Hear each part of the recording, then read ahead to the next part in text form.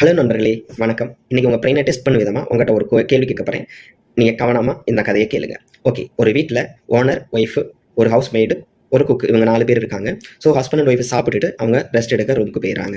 ஓகேங்களா? திடீர்னு போலீஸுக்கு ஒரு கால் போகுது. ஸோ இப்படி எங்க வீட்டு ஓனர் இறந்து கிடக்காருன்னு சொல்லி அந்த ஹவுஸ் மெய்ட் கால் பண்ணி சொல்றாங்க. உடனே போலீஸ் வந்து என்கொயரி பண்றாங்க. அது ஒரு மிட் நைட். ஸோ என்கொயரி பண்ணும்போது அந்த டயத்துல wife, house maid plus cook இவங்க 3 பேர் மட்டும் தான் இருந்திருக்காங்க. ஸோ 3 பேரும் 3 பேர்கிட்டையும் போலீஸ் இன்வெஸ்டிகேஷன் பண்றாங்க. ஸோ இன்வெஸ்டிகேஷன் பண்ணும்போது ஹவுஸ்மேட் சொல்றாங்க, நான் அவங்க சாப்பிட்டு முடிச்சதுக்கப்புறம் பிளேட்லாம் கிளியர் பண்ணிட்டு நான் ரூம் க்ளீன் பண்ண போகும்போது தான் இந்த பார்த்தேன் அப்படிங்கிறாங்க.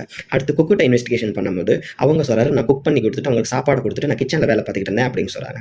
ஒய்ஃபிட்ட இன்வெஸ்டிகேஷன் பண்ணும்போது அவங்க சொல்றாங்க, நான் சாப்பிட்டு போய் ஸ்விம்மிங் பண்ணிட்டு இருந்தேன் அப்படிங்கிறாங்க. ஸோ இதில் யார் கொலையாளிங்கிறத நீங்கள் தான் கமெண்ட் பண்ண போறீங்க. Your time start now.